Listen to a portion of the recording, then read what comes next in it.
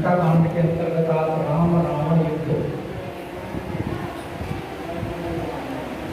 के दर्शन कर रहे हैं। जैसे देवता लोग आकाश से दर्शन कर रहे हैं, आप लक्ष्मी नारायण मंदिर में बैठ के दर्शन कर रहे हैं।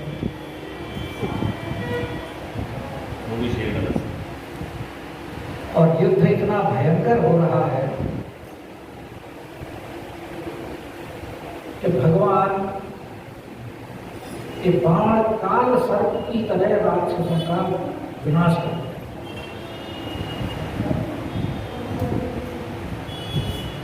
लेकिन राक्षस भी इतने युद्ध में मतवाले हैं कि उनके पैर भी कट रहे हैं, छाती भी फट रही है, बाजू कट रहे हैं, हाथ कट रहे हैं, और कई कई दिनों के तो 100 टुकड़े हो रहे हैं। घायल होकर मूर्छित होकर पृथ्वी पर गिर पड़ते हैं और फिर उठ करके फिर लड़ने लगते हैं।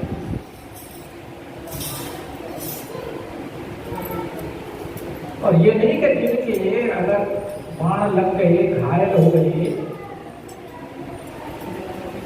तो पलायन नहीं कर रहे हैं, बल्कि और उत्साह से लड़ रहे हैं।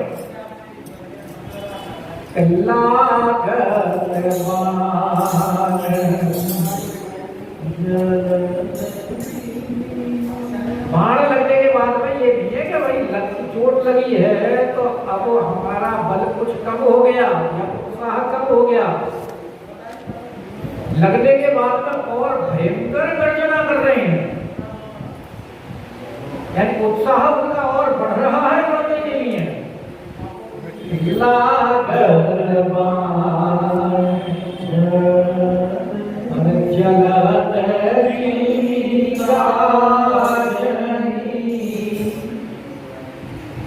जैसे आकाश में मेघों का समूह, काले काले मेघ होते हैं, और जब आपस में टकराते हैं तो उनकी गर्जना होती है। तो यहां भी जितने राक्षस हैं सारे विशाल काय हैं और काले रंग के हैं। इसलिए गोस्वामी महाराज राक्षसों की तुलना किससे कर रहे हैं? जलद बादलों के साथ। तो मेल मिल जाता है, वो भी काले ये भी काले।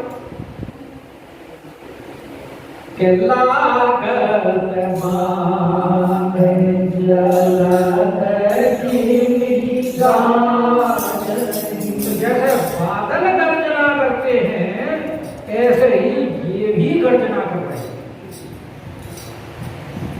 अब वो बात दूसरी है कि बादलों की गर्जना बरसात होने के बाद में जैसे समाप्त हो जाती है, चले जाते हैं, और इनकी गर्जना ये पृथ्वी पर गिर जाते हैं तो पहले तो गर्जना इनकी तेज होती है, और जब धीरे धीरे इनका बल कम होने लगता है तो गर्जना भी मंथम होती चली जाती है। और फिर जब इस तरह से वहां मारकाट मची हुई देखे थे तो कमजोर दिल वाले हैं हमारे जैसे कि बहुत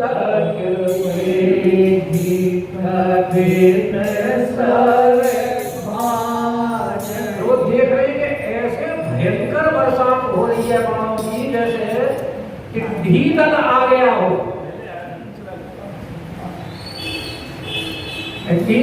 अब आजकल के बच्चों ने तो टिड्डियां नहीं देखी होंगी, हमने भी बचपन में ही देखी है। जहाँ आती कहाँ है तो टिड्डियां, वो राजस्थान साइड में, उधर पाकिस्तान साइड में वहाँ रह जाती। पहले आती थी, हम छोटे छोटे थे तब हमने देखी थी टिड्डियां, तब आया करना। अब तो देखी नहीं है, नहीं अपने गाँव में देखे थे। और ऐसे आजकल के दिन में भी अंधेरा सा हो जाता था और जब निकलती थी टिड्डियां तो सारे में वो टिड्डियों की जो भीड़ होती थी ना, हरी हरी हरी हरी, सारे में छतों के ऊपर, जैसा रास्ते में, चौक में, सब चारों तरफ छा जाता। हाँ हाँ हाँ, और हरी कलर की भीड़ करती है, क्योंकि हमारे ऑफिस में अपनी नजर आती है, जो जंगल है ना नजर आती है, कोई कोई नजर आती होगी इस तरह, थोड़े पहले आती थी ऐसे थोड़ी नजर आई होगी। बहुत सबसे थोड़ी वो तो पहले तो झुंड में झुंडाते थे, आसमान भर जाता था, टिड्डियों से पूरा भर जाता था। आपने नहीं देखी? वो बाण कहते हैं, काल सर्प जदू चले सपत। अच्छा,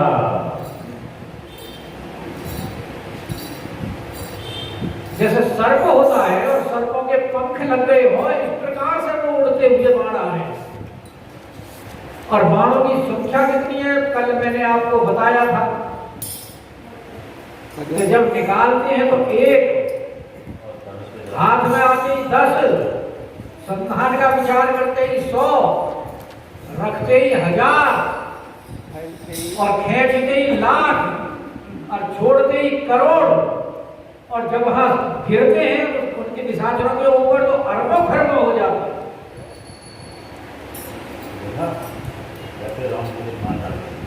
ऐसे बाण वो जा रहे हैं तो बहुत, जब देखते हैं इतनी भारी स्पादा, बोले भाई इससे कैसे बचेंगे।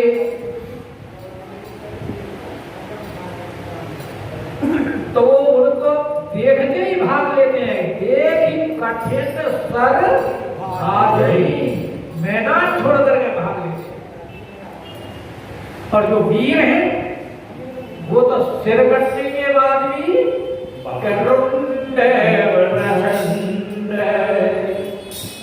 यानी जो मुंड कट गया तो रुंड रहेगा, धड़ जो है वो रुंड, और जो ये यहाँ से गर्दन से ऊपर का हिस्सा है वो मुंड। अभी तो कहते हैं मुंडे मुंडे मतिर भिन्ना। शास्त्र कहता है कि कब इतने बड़े बड़े ऋषि हो गए लेकिन वो कभी एक मत नहीं हुए किसी बात के ऊपर। इसीलिए तो नाना उपनिषदों का निर्माण हो गया, 4 संप्रदाय बन गए। 4 संप्रदाय के जो 4 आचार्य हैं वो एक मत नहीं हुए। क्यों नहीं हुए? कि मुंडे मुंडे मतिर भिन्ना, जितनी खोपड़ी उतनी मति, भिन्न विचार। लेकिन यहाँ जो सैनिक हैं, जो योद्धा हैं, वो अपने मुंडों की परवाह नहीं कर रहे। तो क्या हमें लड़ना है और जीतना है, तो इसलिए वो सिर कटने के बाद भी उनके जो रुंड हैं, रुंड और मुंड बिनु धारी, धरु धरु मारु मारु धुनि। और वहां युद्धस्थल में एक ही आवाज सुनाई दे रही है, पकड़ो मारो, पकड़ो मारो, और धड़ दौड़ रही है। और ये सारा कार्य भगवान ने कितनी देर में समाप्त कर दिया? कि क्षण बाहु प्रभु के सायं, क्षण मात्र में जितनी भी सेना थी जो आई थी, कि सुन्नी धाई रजनी चरे भाई, जो निशाचरों की जो भयानक भयंकर सेना थी, जो प्रेत के सदृश दिखाई देती थी, बड़ी विकराल भयंकर सेना, उसको भगवान ने कितनी देर में समाप्त कर दिया? जैसे खरदूषण और केसरा की 14,000 सेना जो थी वो कितनी देर में समाप्त हो गई? क्षण भर में ही समाप्त कर। देखिए अरण्यकांड दोहा नंबर 21 पूरा विस्तार से वर्णन किया हुआ है उसमें। जब याद आ गया तो ठीक है। सुनाई देती ना। ठीक है वेरी गुड। और हमारे पास काम क्या है? बहुत दिन सर्दियों देखो इतना भयंकर दिव्यता वर्णन है यहाँ। जैसे भगवान ने यहाँ कहा है ना कुंभकर्ण के युद्ध में क्या भाई सुग्रीव विभीषण और लक्ष्मण लाल जी तुम सेना को देखो, समझे जी। और यहाँ क्या कह रहे हैं भगवान लक्ष्मण लाल जी से?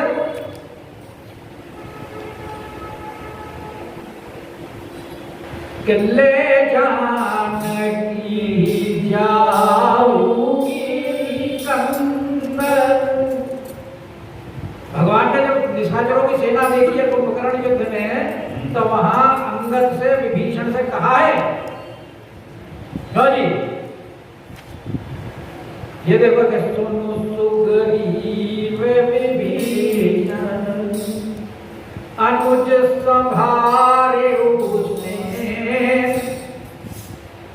कि तुम सेना की रक्षा करो। और यहां लखन लाल जी से क्या कह रहे हैं?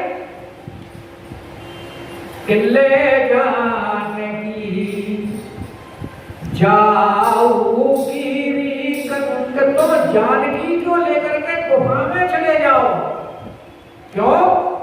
कि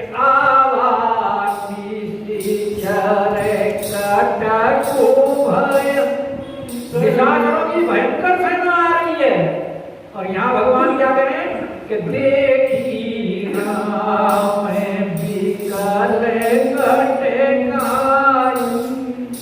यहाँ भी भगवान देख करके तो कह रहे हैं उसको। अरे पुआनी के नाना दोनों का मिलान करोगे आपको बहुत सी बातें इन दोनों की युद्धों में समान मिलेंगी। और यहाँ देखो कि दंड कठिन चढ़ाई सर जट टूट मात सोह क्यों। और यहाँ भी कर सारंग सारी कटी भाषा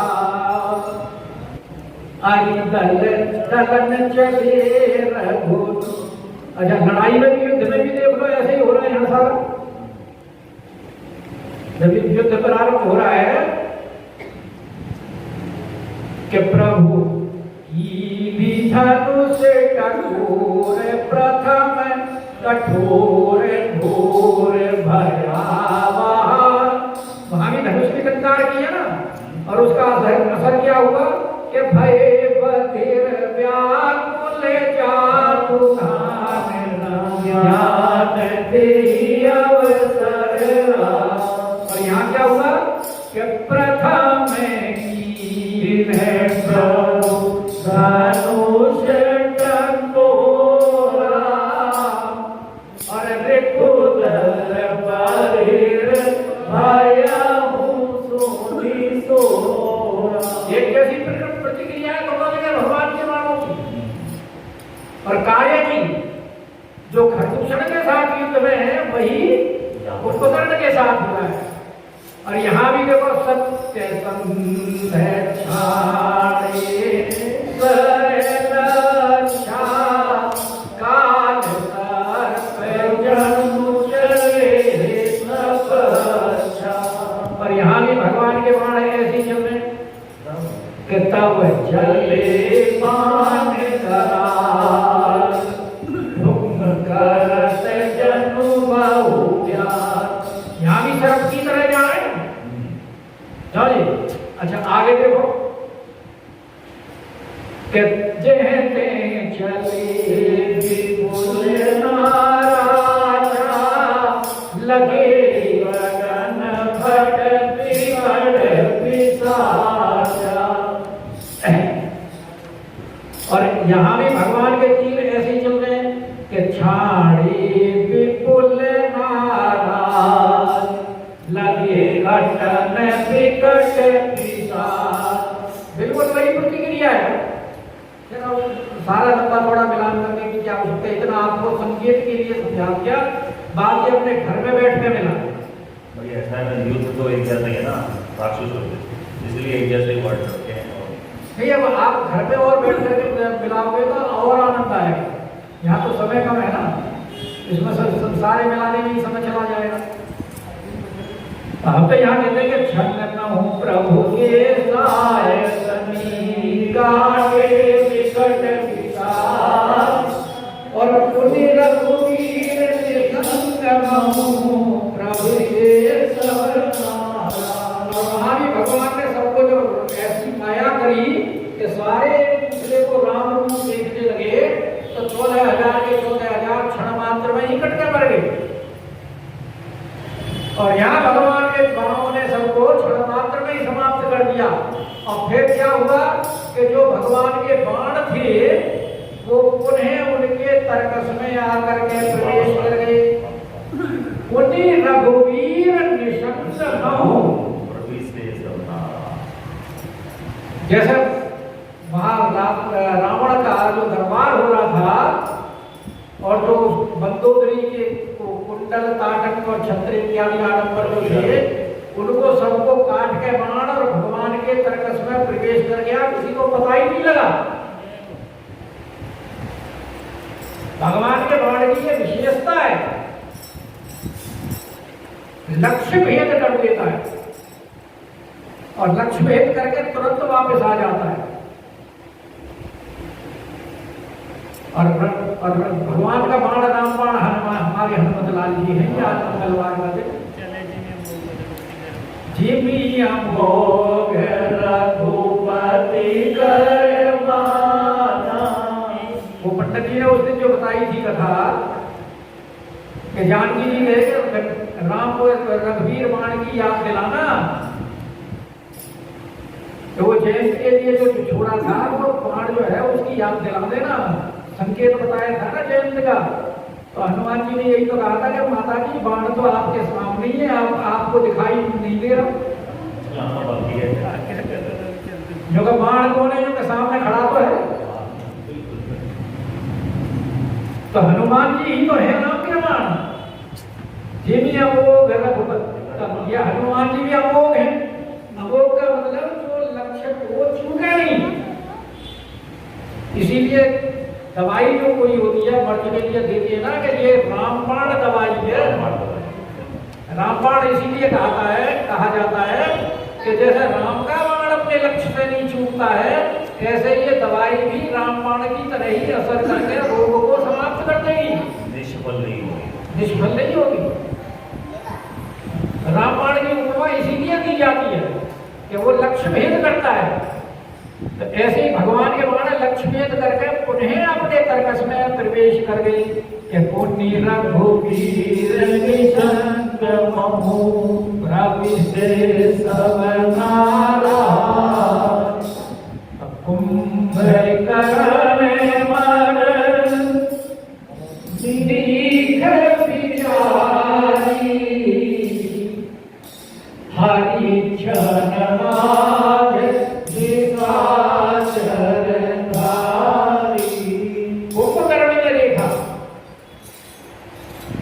और मन में विचार किया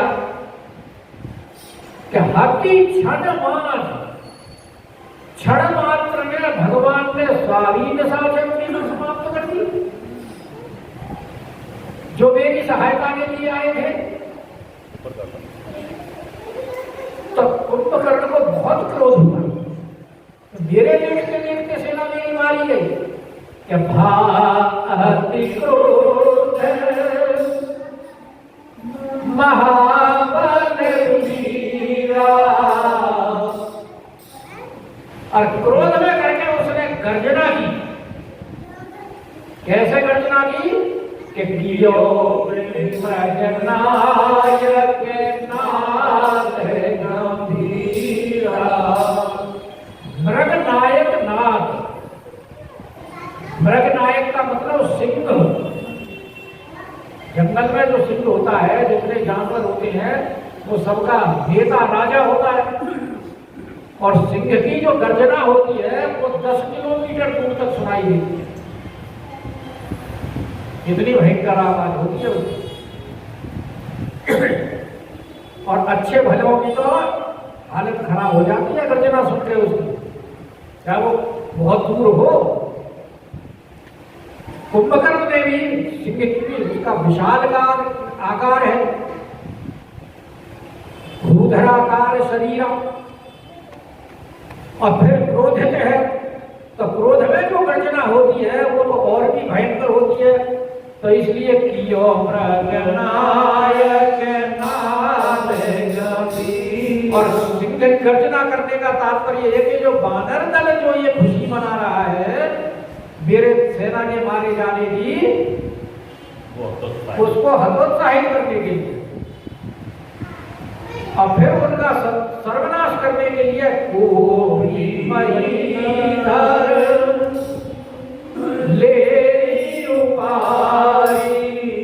क्रोध करके उसने छोटे छोटे पर्वत नहीं, बड़े बड़े भारी भारी पर्वत उठाए, जिससे इनके ऊपर डाल करके इन्हें जल्दी समाप्त कर दिया। तो क्रोध में उसने महीधर उठाए और डाल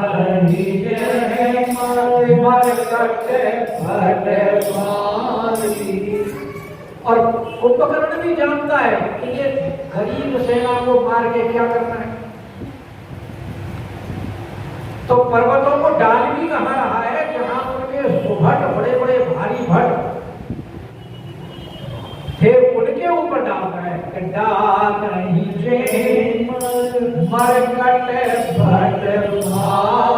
भारी भारी भट जहां खड़े हुए हैं। अब भगवान तो कौतुकी है, प्रभु देख रहे हैं सारे कौतुक जो हो रही है। उन्होंने कहा अच्छा ये हमारी सेना का सर्वनाश करना चाहता है, तो भगवान तो अपने भक्तों के भक्तवत्सल रक्षा करने वाले, जैसे ही उन्होंने देखा कि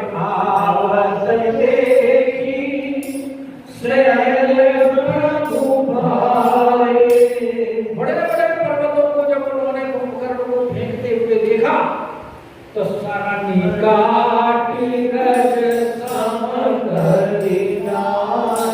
तो भारी भारी पर्वतों के भगवान ने अपने बाण के द्वारा धूल कण में परिवर्तित कर दिया।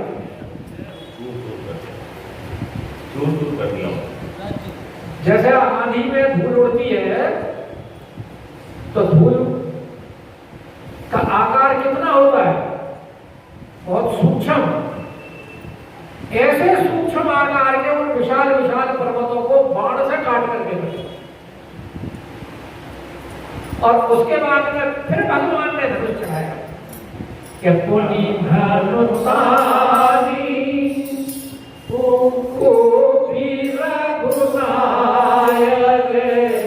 क्योंकि अब कुंभकर्ण के बारे में विचार कर लिया भगवान ने, अब इसको मैंने बहुत खिला लिया।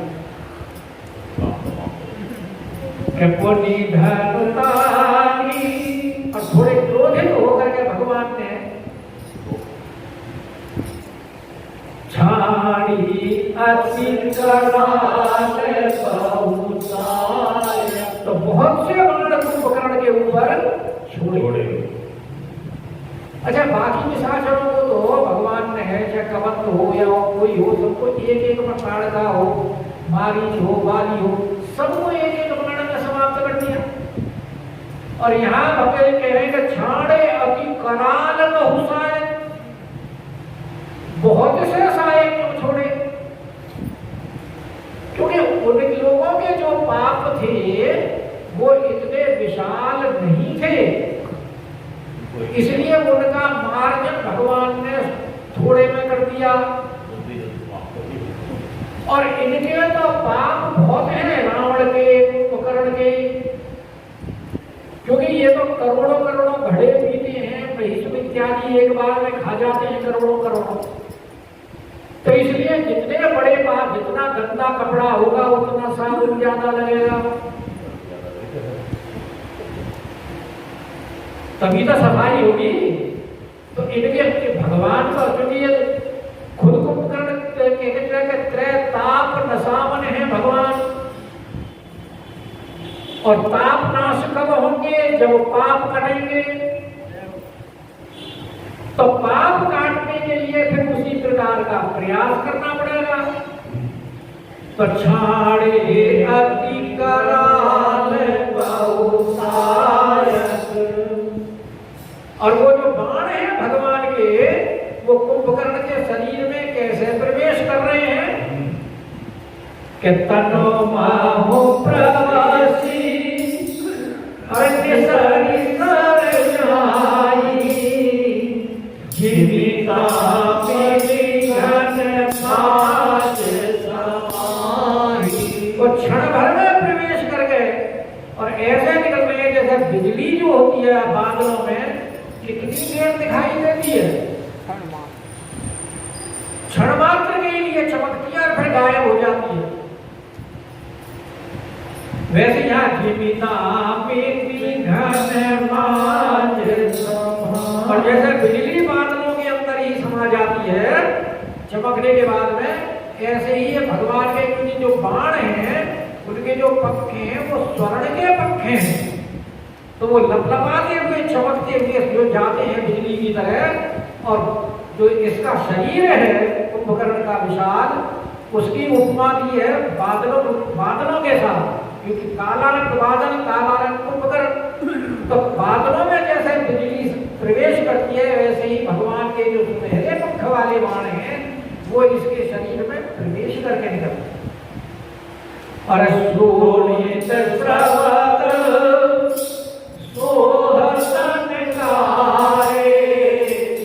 अब जब बाण लगते हैं तो उनसे रुधिर की धारा बहती है। तो रुधिर की धारा बहती हुई इस प्रकार से शोभित हो रही है कि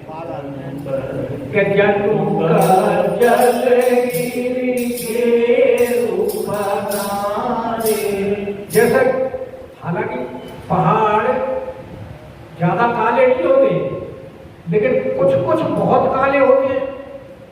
तो जैसे काले पहाड़ में से और गेरुए के बरसात में जो पनाले बहते हैं पतनाले,